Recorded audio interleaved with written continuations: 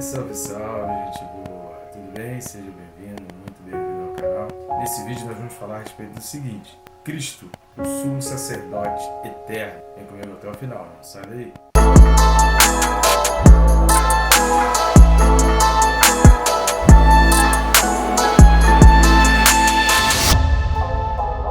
Só que antes de qualquer outra coisa, não deixe de se inscrever. Clica aí no botão rapidinho, que é bem fácil, você vai clicar em inscrever-se, pronto, já vai estar inscrito. Eu recomendo clicar também no sininho, para que você seja notificado a cada vídeo novo que vai estar colocando no canal e consiga assistir de primeira mão, né? Rapidinho você vai acompanhando aí dia após dia. Peço suas ajudas, que você pode nos ajudar aí no nosso canal, no nosso ministério. Você pode fazer isso clicando em curtir, comentar ou compartilhar, fazendo algum tipo de comentário aí no vídeo e também clicando nos links que estão aí na descrição e adquirindo qualquer um dos nossos livros. Tem o Quem Se Importa com Deus, que é um livro mais antigo, que aborda aqueles momentos finais ali, aquela oração de Jesus no Getsemane, aquele sofrimento ali de Jesus, apontando para a nossa preocupação. A gente pede tanto de Deus para nós e a gente precisa olhar um pouco do sofrimento de Jesus pelo mundo. E o segundo livro, que é o livro mais recente em lançamento, é o Perca Peso, Tirando a Trave do Olho, que fala mais sobre o aspecto da santidade, trabalhando mais a nossa vida para que a gente fique leve diante do Senhor. Tantas mensagens aí referentes a dietas do corpo, esse livro ele vai falar sobre uma dieta, digamos assim, da alma. Imperdível, querido, eu recomendo. Se você puder também nos ajudar, além de adquirir, compartilhando também o link dos livros, nós te agradecemos aí e tenho certeza que Deus vai te abençoar rica e abundantemente. Vamos lá, o texto desse vídeo está em Hebreus capítulo 4, e o versículo 14. Hebreus 4, versículo 14 diz assim: Tendo, pois, a Jesus, o Filho de Deus, como grande sumo sacerdote, que penetrou os céus, conservemos firme a nossa confissão. Amém, querido? A gente vai entrar, são 3 versículos, os próximos 3 versículos, 14, 15 e 16, eles falam muito a respeito de Jesus como sumo sacerdote. A gente vai abordar nesses 3 vídeos exatamente essa questão do sumo sacerdócio de Jesus Cristo. É óbvio que até o capítulo 5, versículo 10, vai abordar exatamente essa questão do sumo sacerdote, e até o capítulo 7 de Hebreus, aí, versículo 28, a gente vai falar dessa comparação com relação a Arão, ao ministério arônico, o ministério de Arão.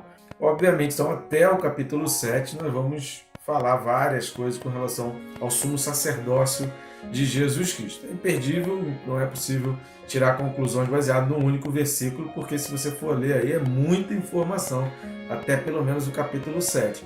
Vai ser trabalhado sobre esse tema. Mas esses 3 versículos na sequência, que são os primeiros versículos desse tema do sumo sacerdote, de Jesus Cristo como sumo sacerdote, nós vamos abordar, e nesse vídeo aqui a gente vai falar exatamente sobre a eternidade desse sumo sacerdócio. O primeiro ponto para a gente destacar aí é que o versículo ele já começa falando: tendo, pois, Jesus, o Filho de Deus. Essa colocação do Filho de Deus, eu fazer o convite para que você assista ao vídeo correspondente a Hebreus 1:5. Dá uma olhada aí, que a gente já tem disponível no canal, que a gente faz esse comentário, que é com relação à geração, filho, de herê e tal, todo aquele aspecto ali, os versículos 5 e 6, eles vão abordar muito isso, que é exatamente o ponto fundamental para a gente entender uma das diferenças, não é a única, que fazem o ministério sacerdotal de Jesus ser superior ao ministério de Arão. Por que essa questão do autor colocar o ministério de Jesus superior ao ministério de Arão? Porque a gente não pode se esquecer, assiste os primeiros vídeos aí dessa carta, e a gente também vem repetindo, e nós vamos falar isso até o final para a gente conseguir assimilar e entender isso. Essa é uma carta escrita para judeus que estavam se convertendo ao cristianismo, judeus que estavam entrando para a vida cristã. A gente não pode esquecer que os destinatários dessa carta, as pessoas que estavam lendo essa carta, os leitores primeiros dessa carta, eram pessoas com conhecimento muito grande do judaísmo, principalmente dessa parte das leis cerimoniais e do todo o entendimento ali com relação às leis, mandamentos, às leis de Moisés. Vamos dar uma lida em 2 textos. O primeiro texto que eu gostaria de ler aqui é Mateus 3:17. Mateus 3:17. E eis uma voz dos céus que dizia: Este é o meu Filho amado, em quem me comprazo. Ou seja, Jesus ele teve esse aspecto da sua filiação de Deus confirmado pelo próprio Deus ali no seu batismo. Ou seja, aquelas pessoas que estavam presentes ali, elas ouviram do céu uma voz confirmando o fato de Jesus ser o Filho de Deus. Essa expressão Filho de Deus, trazido lá pelo autor aos Hebreus, a gente já falou do Salmo 2, você tem dúvida, dá uma lida lá no Salmo 2, mas assista o vídeo aí correspondente a Hebreus 1:5. Essa questão é uma questão enfatizada pelo próprio Deus. Outro texto que a gente vai ler é Mateus 17, versículo 5. Falava ele ainda quando uma nuvem luminosa os envolveu, e eis vindo da nuvem uma voz que dizia: Este é o meu Filho amado, em quem me comprazo. Aqui em Mateus 17 está falando da transfiguração. Ou seja, nós pegamos dois textos que falam de dois momentos distintos da vida de Jesus.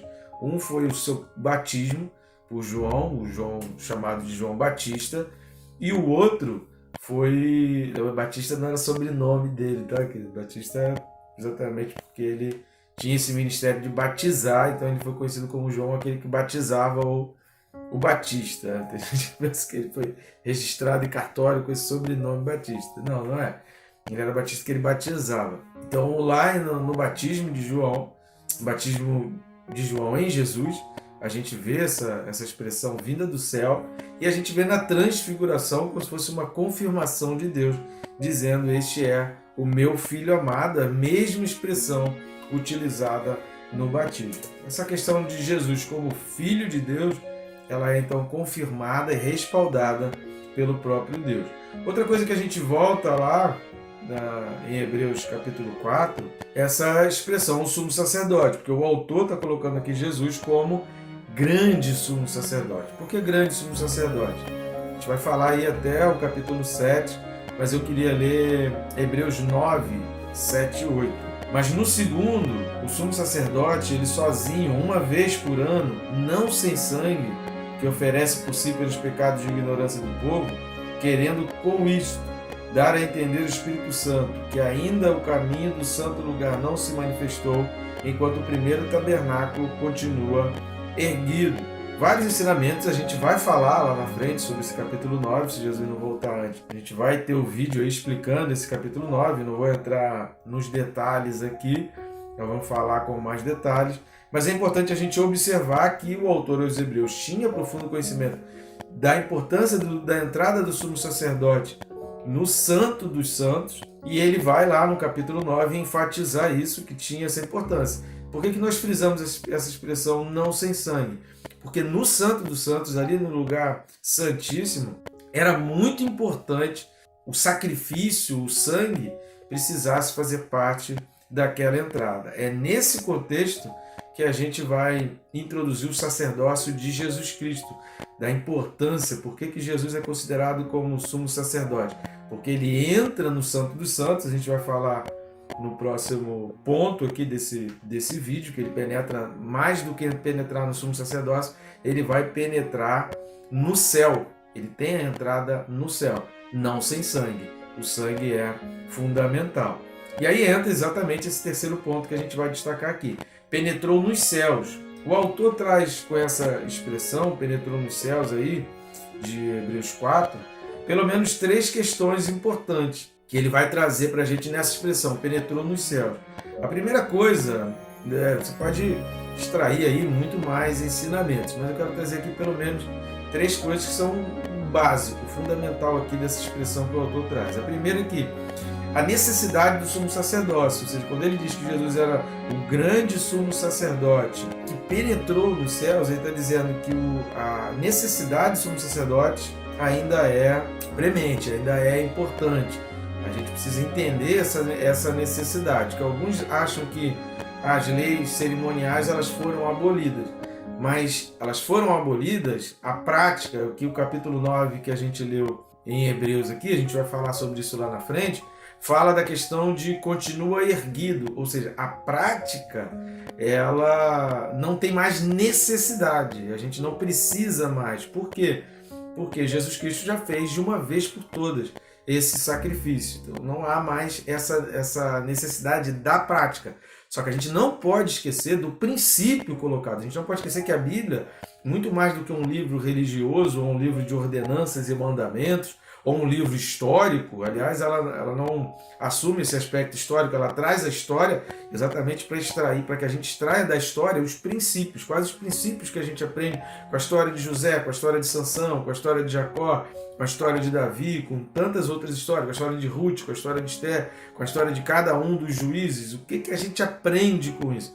Princípios. A Bíblia é um livro que estabelece princípios, que estabelece regras, que estabelece uma base, que estabelece um alicerce. Alicerce esse tanto atacado e com tanto ímpeto que as pessoas querem destruir. Esse é um dos motivos pelos quais as pessoas querem riscar Israel do mapa, elas querem tirar Israel da história, não só por um aspecto regional ou por uma questão geográfica, mas porque por toda a representação que Israel tem dentro da história, que traz bases, que traz princípios. A gente precisa ficar ligado com relação a isso. Qual a importância de Israel? Israel não é cristão, tá? Israel não é cristão. E só vai se tornar cristão lá na frente. O Apocalipse fala sobre isso, a gente tem vídeos aí no Apocalipse falando sobre isso. Desde o capítulo 6 de Apocalipse, a gente vai falar isso até o final de Apocalipse. A gente explica muito bem, é só você olhar no canal aí que a gente tem vídeos relatando, explicando e comentando a respeito disso. Não é essa a questão. A questão é que a gente precisa proteger, porque quando Jesus voltar, aí acabou, aí não precisa mais, a gente não tem mais necessidade disso. É essa história que vai trazer a segurança, que vai trazer a base, o alicerce, os fundamentos para a doutrina, principalmente a doutrina cristã. A primeira coisa, quando essa expressão, o grande sumo sacerdote que penetrou nos céus, a gente precisa entender é que há uma necessidade de um sumo sacerdócio, há uma necessidade de entrar no Santo dos Santos. Segunda coisa que a gente aprende, o céu é superior ao sacerdócio humano. O autor está trazendo aqui que não apenas dentro de um tabernáculo feito por mãos, mas Jesus é um sumo sacerdote que penetrou no céu. O Santo dos Santos figurava a entrada no céu. A figura do Santo dos Santos, lembra as 3 partes? Assista os 3 últimos vídeos que a gente comenta a respeito disso. O tabernáculo era dividido em 3 partes. Tinha o ato exterior, o lugar santo e tinha o Santo dos Santos, ou o lugar santíssimo, que era dividido pelo véu. E véu esse que representava o corpo de Cristo, que representava o sacrifício de Cristo. Por isso que ele se rasga quando Jesus é morto ali, porque exatamente simbolizando, olha, a obra agora está completa. Esse véu, ele não tem mais necessidade, porque a obra agora foi consumada. A morte de Jesus Cristo consumou toda a obra representada por aquele véu. Aquele véu, ele tinha uma representatividade.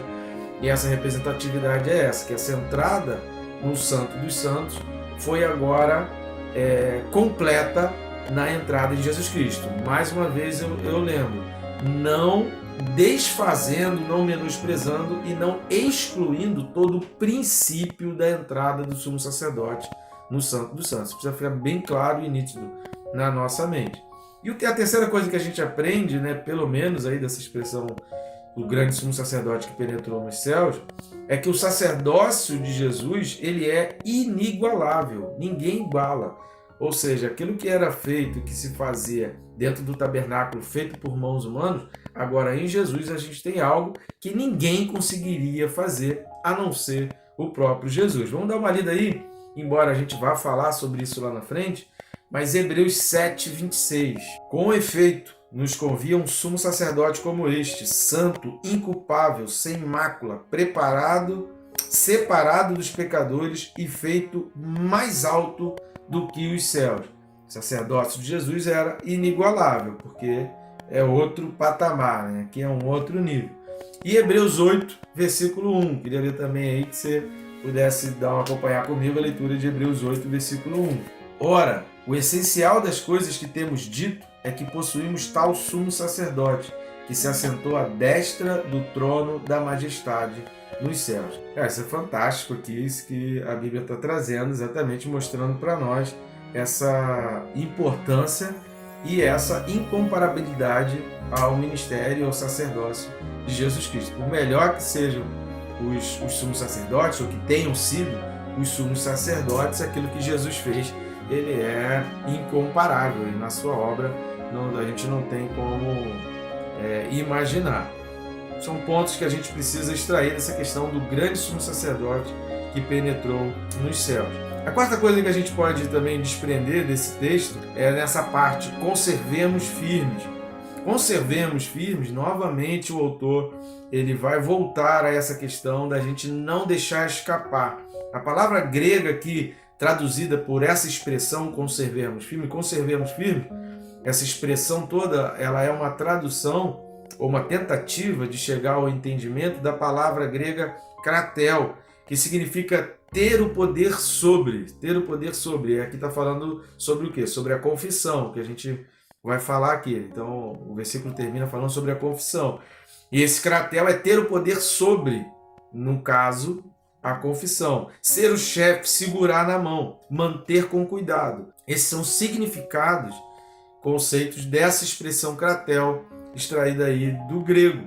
O que vai revelar com isso que essa confissão que a gente vai falar aqui na frente, ela corre o risco, há um perigo dela escapar das nossas mãos. Ou seja, o autor está, de uma forma imperativa aqui, nos alertando para a importância que a gente tem da gente se preocupar.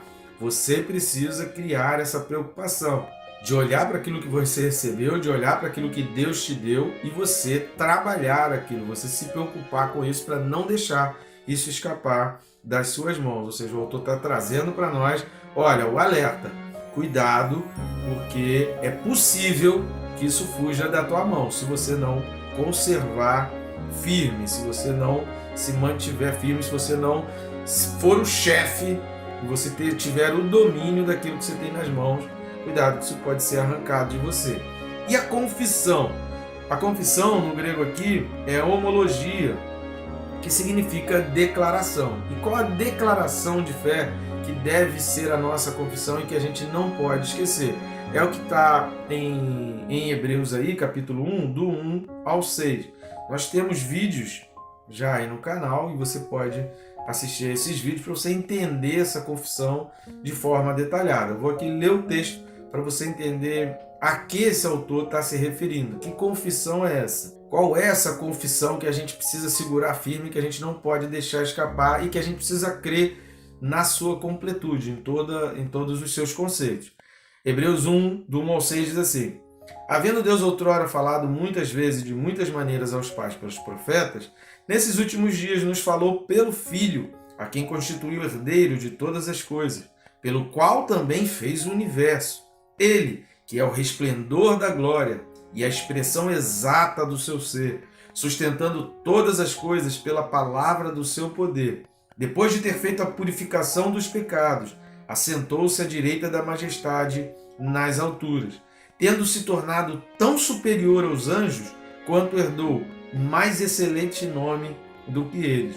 Pois a qual dos anjos disse jamais: tu és meu filho, eu hoje te gerei, e outra vez, eu lhe serei pai, e ele me será filho. O autor aos Hebreus, ele começa a carta com a confissão, e aí depois ele vai trabalhar toda a carta em cima da importância dessa confissão. E aqui no capítulo 4, quando ele está falando do sumo sacerdote, ele está falando isso, que a gente precise conservar firme, porque aquele que penetrou nos céus é esse que fez essa obra fantástica. E a confissão nossa, aquilo que a gente precisa declarar, aquilo que a gente precisa guardar no coração, segurar firme e não deixar que ninguém roube, são todos esses princípios. Reparem quantas coisas foram ditas a respeito de Jesus só entre os versículos de 1 a 6 de Hebreus 1. Essa tem que ser a tua confissão e é nisso que você precisa se segurar e essa tem que ser a tua garantia, a tua firmeza, a tua certeza. Tá bom, gente boa? E Deus te abençoe, rica e abundantemente.